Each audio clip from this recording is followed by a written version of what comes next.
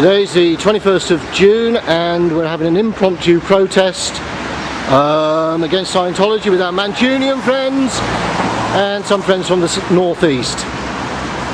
Yeah. So it's Becky's boyfriend. He's the one that's keeping her in, basically. Would you say? Yeah, definitely. Yeah, David Fryer. Yeah. Mentioned his name, and she did the letter to leave, and basically. Yeah, I'm still filming there. Okay. Yeah. Yeah, she's been taught back into Scientology through her boyfriend and also Manchester Org as well. Yeah. But her boyfriend David, he keeps getting wise people, which is the business side, Yeah.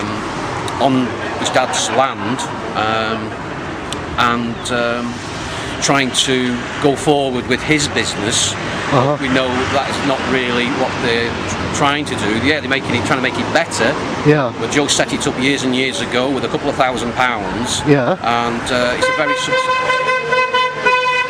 very successful tourist business, which I don't want to mention what it is, but it's fantastic for kids and everything. And just recently in November, they had a Halloween thing there, and Sue and I went to it. And we were amazed to see this group called the Jive Aces. They were there.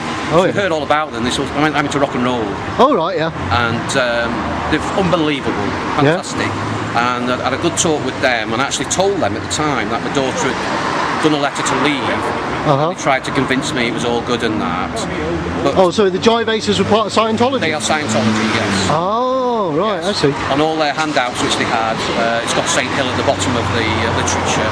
Really? Yeah, and they admit they do things at St Hill as well. So they're kind of like a recruitment band, if you will. They do a band and Because the next thing was they got the tables out, Yeah. and they were going around people giving flyers and things, recruitment things, and Yeah. they gave me one which I've kept, and I've given it to one of the anonymous guys. Uh-huh. And the two young kids actually signed and put their names down and addresses. Yeah. It's disgusting. Yeah. So Because that's how they get the contact details, isn't it? Yes, yes. So Joel now is in arms about everything that's happening with them, pestering him. So he wants me to speak out for him, basically. Right, okay. So I'm in Plymouth today. Yeah. I'm not anonymous, I'm just a parent, and fighting to get my daughter out. Yeah. It's that. But Okay. Scientology will not listen. No. David, his son, is up in arms now. This is Saturday, and Becky is as well. Yeah.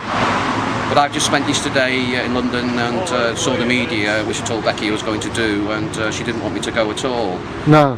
But I said, you know, it's only for her sake I'm doing it. Yeah, And one day yeah. she might thank me. Well, she will thank me, I know she will. I'm sure she will. Yeah, I hope so too. So, Yeah. London have come on to Plymouth and... Do a bit of protesting here. exactly.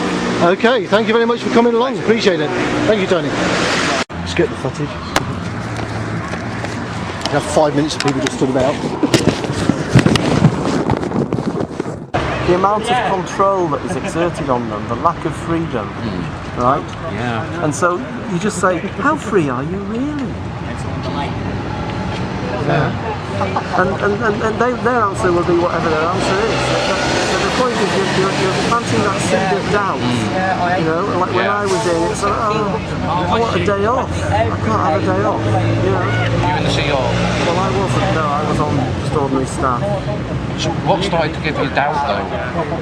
Or was it just how they were treating you? To be honest, I think I always had doubts. When I first went in, I didn't like his photo. I thought he looked like a con man, right? But what is so clever about it is he takes the things that you think you might have doubts about. Like one of the very first things you learn about, he said, I never get a penny of your fees. Right? Which of course was a total lie. We know that now. But at the time I thought, okay, so he isn't in it for the money, that's good. You know, and then you do a communication course, it makes you feel better. You know, you can communicate with people better, you've got more confidence. So you think, well, maybe it's not so bad then. But I always had this Yeah. it's a bit cultish. Yeah. Yeah. And the brainwashing comes in with auditing and that, does it? Well, it's the repetitiveness. very slow and it's very subtle, and it's not just the auditing. It's the posters. It's the images they portray. True. It's self-hypnosis, isn't it? You know, they use sort of space type. Well, it isn't so much here, but use space type stuff. You know, total freedom is like the universe. Yes. You know, they show you the stars as they join the sea hall. Right. When I was, just after the 60s, so I was idealistic. I wanted to change the world, you know. Yes. And so it tapped in on that. So, and drugs weren't the answer. So, well, maybe this is. Right? And just bit by bit, you get worn down, and the same policies get repeated to you over and over on every course that you do. And one of them in particular is called Keeping Scientology Working. Yes. And in that, he says this is the only hope for the planet. And your whole future depends on what you do here and now in and with Scientology. Right. And you study that at the start of every course, and in the end you think, yeah, actually it is important. And look, I feel better. Yeah. I want everyone else to feel better like this. And so the brainwashing, it's quite subtle. Yes. There are some processes that are quite hypnotic, but there are not many, but there are some. Yes. And I mean, I was an auditor, so I audited people. And some of it is covert hypnosis. Yes. Right? But you see, one of the most hypnotic processes of all, when he describes it, when Hubbard describes it, he says this is not hypnosis. So you see, you read it, you think, oh, this is a bit hypnotic. But he says this isn't hypnosis. Right. Because he was a magician. Yes. See? It was a sleight of hand. Yes. Sort of, you know, there isn't a parrot there. When of course there is a parrot there. Yeah. You know, that's what magicians do. They say it's over there when really it's over here. And so he would say it's not hypnosis. When of course it was hypnosis. Yeah? Can I ask how much it's almost like a magic conjuring trick. Can I ask how much you've spent in Scientology? Well, I tended to work. I did spend some money, but I tended to work in the organisations rather than pay. And what level did you get to? Well, I don't know if you know all the levels. Yeah, up to T8. Well, as an auditor, I was a class 4 auditor, which means you can audit all the lower parts of the bridge. Right, And pre-clear. I was clear. You clear? I didn't do the OT levels, and I'm very glad about it. Right. The OT levels are quite nasty because, in a way, they're the opposite of the lower levels. Yes. But by then, you've proved you're eligible for them. Right. And so you soak it in. You pay a lot of money, so of course it has to be true. Yeah. Was there any mention about Xenu and Oh no, that was all the aliens and confidential. all that? No, we didn't know about that. Right. Officially, I mean now it's much harder because it's out in the public domain, but this was in the 70s, so there was no internet. Yes. So we never knew about Xenu. There were little rumours. I knew about Marcab and former space civilizations, but we didn't know the details of OT3. That was a big, big secret. And if anyone found out anything about it, they couldn't be audited by someone lower down.